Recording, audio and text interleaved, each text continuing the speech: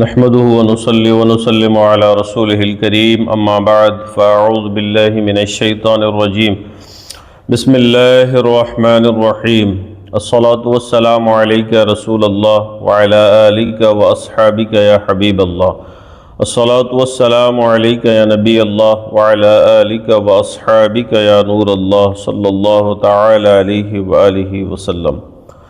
معزز سامعین و ناظرین، زندگی کے بارے میں بالعموم دو تصورات پائے جاتے ہیں۔ ایک تصور یہ ہے کہ زندگی اتفاق سے وجود میں آ گئی، زندگی اتفاق سے وجود میں آ گئی۔ ایسی سوچ رکھنے والے زندگی کا مقصد کبھی متعین نہیں کر سکتے۔ اس تصور میں زندگی کے اخلاقی و روحانی پہلو کا وجود ہی نہیں بچتا ہے۔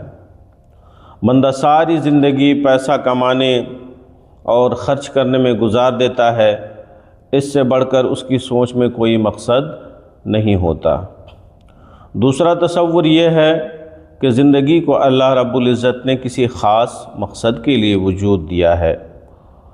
وہ زندگی کوئی زندگی نہیں جو بلا مقصد ہی گزر جائے، صرف زندہ رہنے، کھانے پینے، معاشی کفالت کے لیے کاروبار کرنے اور افزائش نسل ہی کے لیے ہمیں زندگی نہیں دی گئی، بلکہ یہ سب تو زندگی کے لوازمات ہیں، زندگی کا مقصد نہیں ہے۔ ان سب لوازمات حیات کو نبھاتے نبھاتے بندہ دنیا سے رخصت ہو جاتا ہے، اور اگر اس سے آخری عمر میں پوچھا جائے کہ تمہاری 50-60 سال کی زندگی کا مقصد کیا تھا اور تم اس میں کتنے کامیاب ہوئے، تو اس کے پاس کوئی جواب ہی نہیں ہوتا۔ ایسی زندگی گزارنے سے انسان کی اہمیت کم ہو جاتی ہے، اور انسان اور حیوان میں صرف عقل کا فرق رہ جاتا ہے، باقی ہر معاملے میں وہ حیوان کی مثل ہوتا ہے۔ جن لوگوں نے آسمانی ہدایت کو نظر انداز کر کے اپنے طور پر خدا تک پہنچنے کی کوشش کی، وہ اپنی ذاتی کوششوں سے خدا تک نہیں پہنچ سکے۔ فلسفہ امکانات کی دنیا سے باہر نہیں نکل سکتا، اس لیے تشکیک میں رہتا ہے اور ساری زندگی شک کو دور کرنے کی سوچتا رہتا ہے۔ اسی طرح سائنس بھی امکانات ہی کے تابع چلتی ہے، اس لیے وہ خدا کو ثابت نہیں کر سکتی۔ سائنس کی تحقیقات کی بدولت ہم نے جانا کہ انسان کے ڈی این اے سے خلیے تک اور خلیے سے اس کے پورے جسم تک کہیں کوئی اتفاق نہیں پایا جاتا۔ ہر جگہ ایک کامل نظام موجود ہے جس کے تحت زندگی چلتی ہے۔ اس کے باوجود سائنس اس نظام حیات کا مقصد متعین کرنے سے قاصر ہے۔ فلسفہ اور سائنس دونوں زندگی کا مقصد بتانے سے قاصر ہے۔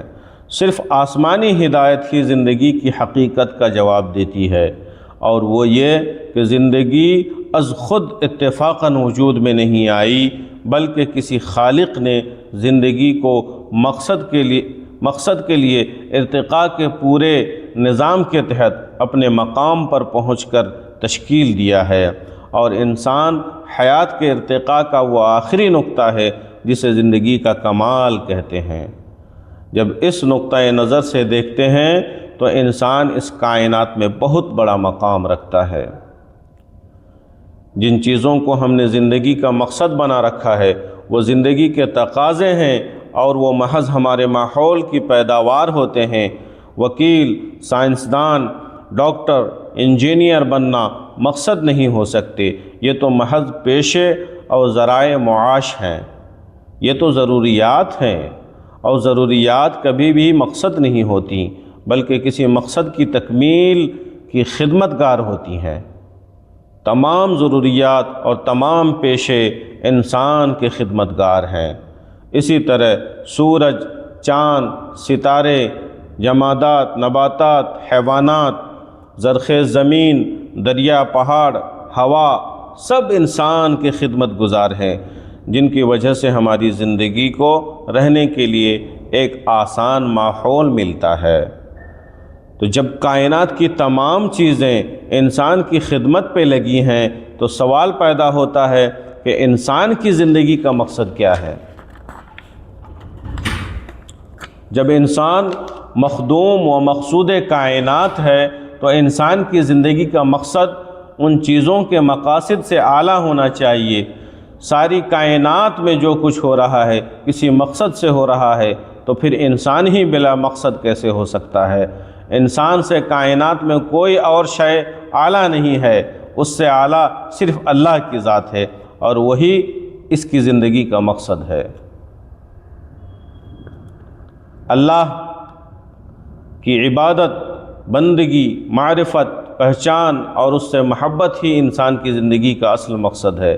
ایسی زندگی بسر کی جائے جس سے اس کا خالق خوش ہو جائے، یہ واحد مقصد ہے جو انسان کی تمام تر بلندیوں اور عظمتوں سے بھی بلند ہے۔